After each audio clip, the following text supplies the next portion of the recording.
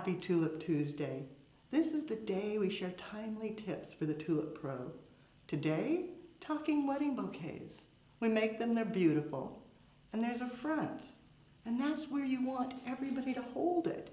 But how do you ensure that they don't turn it around or sideways, keeping it to the front? The technique is all in the ribbon wrap.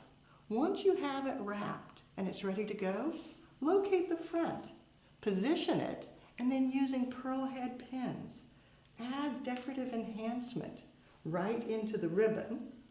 The pins mark the front, making sure that they always hold it the right direction. 1, 2, maybe a third one, just to make sure that it's beautiful and balanced. Making sure the ends stay inside, and that way as they hold it, they always know the pearls go to the front. That's the pro technique.